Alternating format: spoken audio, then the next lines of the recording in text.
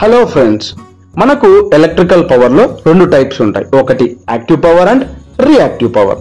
So active power అంటే ఏంటి? ఇది మనకు యూస్ఫుల్ అయ్యే పవర్. మనం ఒక ఉదాహరణ తీసుకుంటే ఫ్యాన్ తిరిగి మనకు గాలి ఇస్తుంది, కరెక్టా? అదే యాక్టివ్ పవర్ అంటారు. అదే రియాక్టివ్ పవర్ అంటే ఏంటి? ఇది యూస్ఫుల్ కానిది, కానీ ఫ్యాన్ తిరగడానికి కావలసిన మ్యాగ్నెటిక్ ఫీల్డ్ ని క్రియేట్ చేస్తుంది. అంతేనా? యాక్టివ్ పవర్ మనకు నేరుగా ఉపయోగపడుతుంది, రియాక్టివ్ పవర్ అనేది పక్క నుండి సపోర్ట్ చేస్తుంది. ఇవి రెండు కలిస్తేనే ఎలక్ట్రికల్ మిషన్స్ పనిచేస్తాయన్నమాట. అంటే రియాక్టివ్ పవర్ లేనిదే యాక్టివ్ పవర్ లేదన్నమాట. మనము పవర్ ఫ్యాక్టర్ గురించి తెలుసుకుందాం. ఇందులో రెండు ఉంటాయి, ఒకటి lagging and leading power factor. ఇప్పుడు మనం ముందుగా లాగింగ్ పవర్ ఫ్యాక్టర్ గురించి మాట్లాడుకుందాం. ఓకే, లాగింగ్ పవర్ ఫ్యాక్టర్ అంటే ఏంటి? కరెంటు వోల్టేజ్ కి ఎప్పుడు వెనకబడి ఉండటం.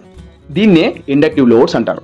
ఇవి మోటార్స్ లోను, ట్రాన్స్ఫార్మర్స్ లోను, ఫ్యాన్స్ లోను, పంప్స్ లోను ఎక్కువ జరుగుతుంటాయి. ఇప్పుడు మీకు ఒక చిన్న ఎగ్జాంపుల్ తీసుకుందాం. మీరు ఒక సైకిల్ మీద వెళ్తుంటారు. వెళ్తూ సడన్ గా ఒక అప్పు వచ్చింది, రైట్? మీరు అప్పు వచ్చినప్పుడు ఏం చేస్తారు? ఆ ఫోర్స్ పెట్టి తొక్కినప్పుడు మీ ఎనర్జీ ఆలస్యంగా రెస్పాండ్ అవుతుంది కదా.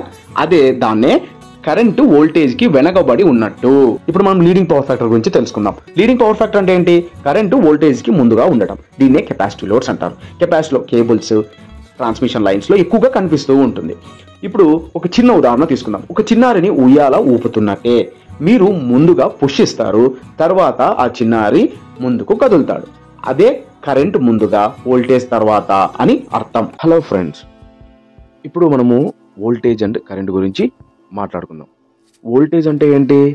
Pressure to push the current. అదే కరెంట్ అంటే ఫ్లో ఆఫ్ ఎలక్ట్రికల్ చార్జ్. అర్థమైందా? ఇప్పుడు మనకి ఇది చక్కగా ఉదాహరణ తీసుకుంటే మనకి ఒకటి బాగా అర్థమవుతుంది. అదేంటంటే, ఇప్పుడు మన దగ్గర ఒక నీళ్ళ ట్యాంక్ ఉందని ఊహించుకోండి, సరేనా? ఒక నీళ్ళ ట్యాంక్ ఉందని ఊహించుకోండి. ఆ ట్యాంక్ లో ఉన్న నీటి ఒత్తిడి అంటే ప్రెజర్ అంటేనే వోల్టేజ్ అన్నమాట. ఆ నీరు పైపు ద్వారా బయటికి రావడం అంటే కరెంట్. మీకు ఇంకా బాగా చెప్పాలి అంటే, ట్యాంక్ లో నీరు లేకపోతే పైపు నుంచి నీరు రాదు కదా, కరెక్టా? అలాగే వోల్టేజ్ లేకపోతే కరెంట్ అనేది ఫ్లో కాదు.